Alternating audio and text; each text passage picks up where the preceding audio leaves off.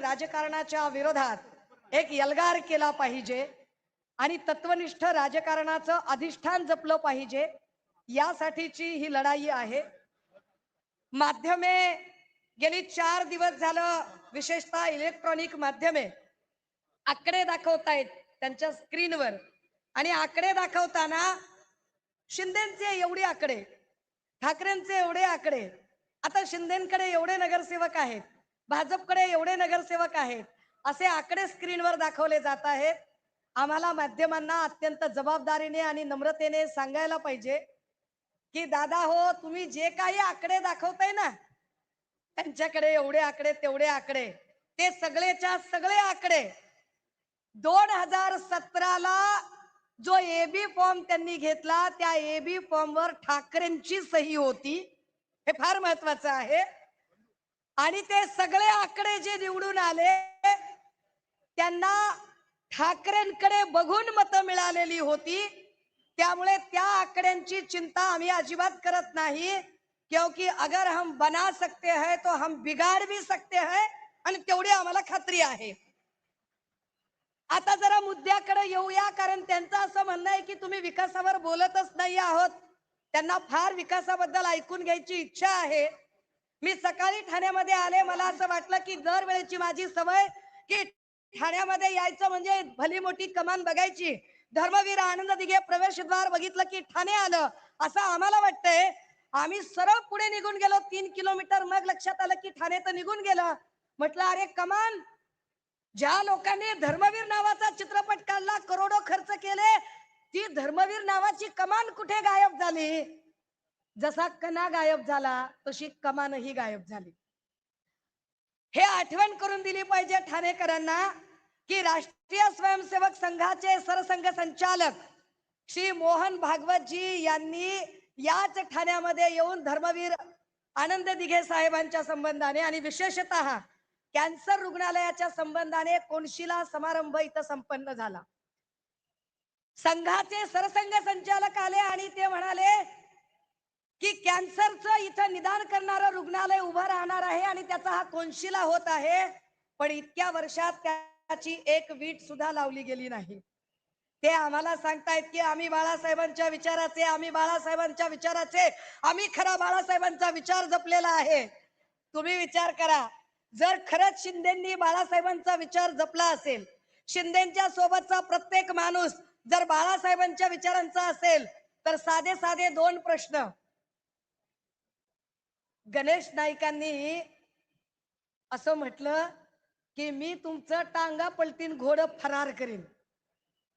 विचार करा, हे टांगा पलटी घोडं फरार जर शब्द आपल्या नेत्याबद्दल आले असते तर आपण आतापर्यंत घरात घुसलो असतो. ज्या अर्थी यांचे सगळेच्या सगळे लोक बॅकसीट घेऊन बसतात आणि आपल्या नेत्याचं टांगा पलटी करणाऱ्याला पलटून उत्तर सुद्धा देऊ शकत नाहीत, ते बाळासाहेबांचे वारसदार कदापि असू शकत नाहीत. मी जरा दुसरं उदाहरण सांगितलं पाहिजे की ते म्हणतात की नाही नाही आम्ही बाळासाहेबांच्या विचारांचे, तर एकमेव द्वितीय हिंदू हृदय सम्राट बाळासाहेब ठाकरे असं म्हणतात की कायम मुंबईवर शिवसेनेचा, मुंबई बीएमसीवर शिवसेनेचा भगवा फडकायला हवा. आता किती दुर्दैवी परिस्थिती आहे की भाजपचा महापौर होण्यासाठी अवघी शिंदे सेना कामाला लागलेली आहे. त्यांच्या पक्षाचा महापौर करण्यासाठी नाही, भाजपचा महापौर करण्यासाठी ते सगळे आपली ताकद पणाला लावत आहेत. आणि किती स्वाभिमान गहाण टाकावा की जिथे तिथे जे होर्डिंग लागलेले आहेत, हे जर होर्डिंग नीट बघितले तर भाजपा महायुती इथे तरी त्यांनी बाण लावलाय. तिकडे मुंबईमध्ये तर जेवढे काही बॅनर लागले त्या बॅनरवर ना हिंदू हृदय सम्राट बाळासाहेब ठाकरेंचा फोटो, ना धर्मवीर आनंद दिघेंचा फोटो, ना एकनाथ शिंदेचा फोटो, ना धनुष्यबाणाचं चिन्ह, काहीच नाही, फक्त भाजप महायुती. कुठे आहे स्वाभिमान? कुठे गेला तो विचार? आणि ही सगळी माणसं आपल्याला शहाणपण सांगताहेत. दादा हो, ठाण्यातल्या अनेक समस्या आहेत, या समस्यांवर बैजवार दोनही आमचे नेते बोलतीलच, मी त्याच्यात फार खोलात अजिबात जाणार नाही. पण मी एक नक्की सांगू शकते की संस्कार, शिस्त आणि संयम काय असतो तो. 2 दिवसात पैशांचा पाऊस पडेल. कदाचित 10-10, 20-20, 25-25 हजार मताला खर्च केले जातील. पैसे कुठून येतात हे मी वेगळं सांगायची गरज नाही. त्याच्यावर विपुल प्रमाणात बोलणं झालेलं आहे. आणि नुसते पैसेच नाही तर दमदाटीची भाषा सुद्धा. कुणीतरी एक बाई होत्या आणि त्या बाईंची एक ऑडिओ क्लिप व्हायरल झाली. त्याच्यामध्ये त्या बाई अतिशय चांगल्या भाषेत संस्कृत श्लोक म्हणत होत्या. खूप चांगले चांगले श्लोक त्या उच्चारत होत्या. आता या बाईंचं नाव या मंचावरून घेऊन हा मंच बाटवण्याची माझी अजिबात इच्छा नाही. त्यामुळे ते नाव माहीत असलं तरी मला इथून अजिबात उच्चारावंसं वाटत नाही. ही माणसं ज्यांना ज्यांना आपण उभं केलं, ती माणसं हमारी बिल्ली हमी को अगर म्याऊ कर रही है, तो बिल्ली को जरा बताना पडेगा की बिल्ली जरा रुक. आपल्याला या लोकांना जरा सांगावं लागेल. या सगळ्या निमित्ताने ठाण्यामध्ये सातत्याने गेल्या 3 वर्षापासून ज्यांनी संघर्षाची भूमिका घेतली, ते सन्माननीय नेते राजन विचारेजी इथे लढत आहेत आणि त्यांच्यासोबत तितक्याच ताकदीने इथले शिवसैनिक लढत आहेत.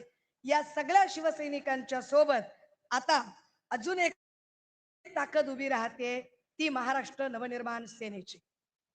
ही महाराष्ट्र नवनिर्माण सेनेची ताकद आणि ओरिजिनल शिवसेनेची ताकद, ही ताकद इतकी मोठी आहे की कालपासून या सगळ्यांची फेफे उडाली.